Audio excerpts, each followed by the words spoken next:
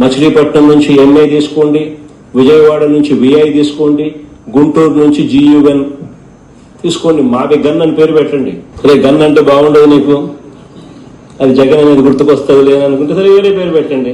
Polavaram project sir, they are already, the central government has filed a affidavit in 2020 saying it's prerogative of the state that selection of the capital will be.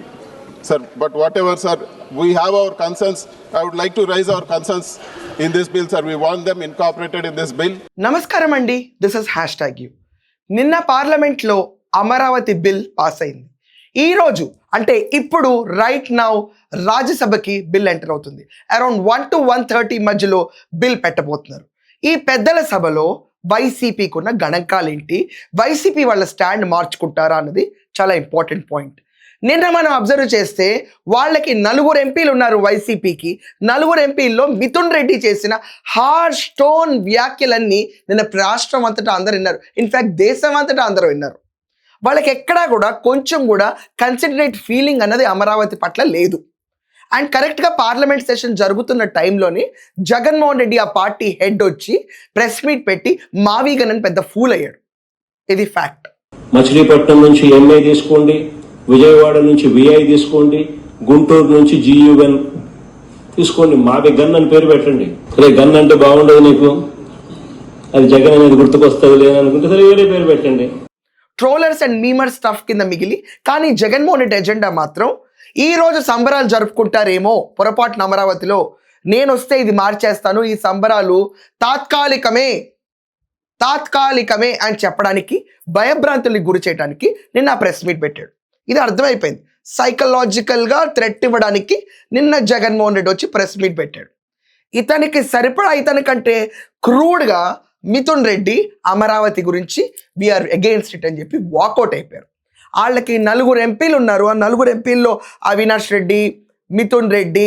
Avinash Reddy already suspect in YS Viveka హత్య కేసులో అతని పైన ఆరోపణలు ఉన్నాయో లేకపోతే charge షీట్లో is one of the member.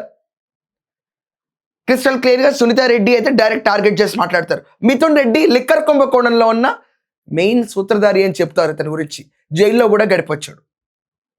ఇది కాకుండా మనకి గురుమూర్తి గురించి ఇంకా చెప్పాల్సిన అవసరం లేదు. వీళ్ళు స్టేట్లో ఒక స్టాండ్ తీసుకుంటే సెంట్రల్లో అతను వేరే స్టాండ్కి ఉంటాడు. గురుమూర్తి గురించి స్పెషాలిటీ లేదు. నిన్న కేవలం ఉన్న టైంలో వీళ్ళకున్న సంఖ్యాబలం ప్రకారం నిన్న మిథున్ రెడ్డికి ఇస్తే మిథున్ రెడ్డి చేసిన హార్డ్ స్టేట్మెంట్స్ చూశారు. ఈరోజు రాజ్యసభలో మనం ఒకసారి అబ్జర్వ్ చేస్తే వీళ్ళకి 7 ఉన్నారు మెంబర్స్. కొంతమంది కొన్ని రోజుల్లోనే అయిపోతున్న టర్మ్, కానీ ఈరోజు అమరావతి బిల్లు వస్తున్న తరుణంలో వైవి సుబ్బారెడ్డి, ఆళ్ళ అయోధ్య రెడ్డి, నిరంజన్ రెడ్డి, దాని తర్వాత పరిమల్ నత్వాని, దాని తర్వాత గొల్ల బాబురావు, పిల్లి సుభాష్ చంద్రబోస్, మేధా రఘునాథ్ రెడ్డి, 7 ఉన్నారు. వీళ్ళందరికంటే ఇంకొక పూజ్యుడు, మహనీయుడు, వైకాపా చరిత్రలో A2గా ఉన్న విజయసాయి రెడ్డి రాజీనామా చేసి వెళ్ళిపోయాడు. దానికే మనకి సంఖ్యాబలం లేనప్పుడు రాజీనామా ఎంత చేస్తామని జగన్మోహన్ రెడ్డి ఒగ్గించుకున్నాడు. కానీ విజయసాయి రెడ్డి కూడా స్వరం మార్చాడు. ఇప్పుడు ఆఫ్ లేట్ మళ్ళీ జగన్ చంకలో దూరే విజయసాయి అన్న ఫీలింగ్ వస్తుంది ప్రతి ఒక్కరికి. మొన్నటిదాకా బయటకు వచ్చి కడిగేస్తాను, మిగిలిన బట్టలు ఇప్పేస్తాను, మొత్తం చూపించేస్తాను రాష్ట్రానికి, ఆ పార్టీని ఎండేస్తాను, నన్ను ఎటు అంటారేంటని చెప్పి తన ట్విట్టర్లో తను చేసే ట్వీట్స్ చూసి తన స్వరం వింటుంటే మాత్రం ఒక రైతులాగా లేదా స్వరం మళ్ళీ వైకాపా కండువా కప్పుకున్న రాజకీయవేత్తలాగా వినిపిస్తుంది స్వరం ప్రతి ఒక్కరికి. సో విజయసాయి రెడ్డి, దాని తర్వాత మోపిదే వెంకటరమణ రెడ్డి, దాని తర్వాత మస్తాన్ రావు, కృష్ణయ్య, కొంతమంది పార్టీలు మారారు, కొంతమంది రిజైన్ చేసి పడేశారు. ఈరోజు 7 పాటు ఈరోజు 7 వైసీపీని రాజ్యసభలో రిప్రజెంట్ చేస్తారు.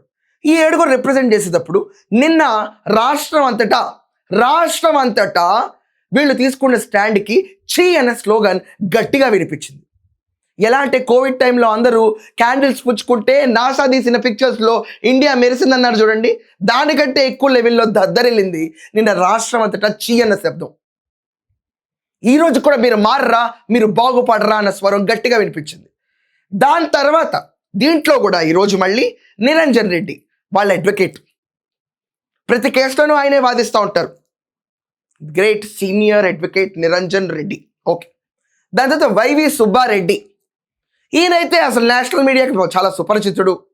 ఈయన గురించి మళ్ళీ ఇంట్రొడక్షన్ ఇవ్వక్కర్లా. కల్తీ జరిగింది అని ఒప్పుకున్న గొప్ప మహానుభావుడు.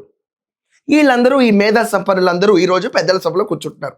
ఈ పెద్దల సభలో కూర్చునేటప్పుడు నిన్న చీత్కారం అయిన తర్వాత వీళ్ళు స్వరం మార్చుకుని సైలెంట్గా ఉంటే పరువన్న ఉంటుంది.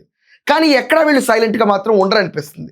క్లిస్టల్ క్లియర్గా రాజధాని మొత్తం ఆంధ్రప్రదేశ్ చీ అన్నా, దేశమంతా చీ అన్నా, నిన్న 11 గంటల 11 నిమిషాలకి 11 పార్టీలు ఈ 11 మందితో గెలిపించుకున్న జగన్మోహన్ రెడ్డి అండ్ కోని పక్కన పడేసి ఎస్ ఫర్ అమరావతి అంటే, ఈ రోజు కూర్చుని ఆ చీత్కారాన్ని కూడా వీళ్ళు అర్థం చేసుకోకుండా, జగన్మోహన్ రెడ్డి స్పూఫ్ని కూడా అర్థం చేసుకోకుండా ఎస్ మేము వ్యతిరేకిస్తాము అన్నారంటే ఈ పార్టీ భవిష్యత్తు అయిపోయినట్టే.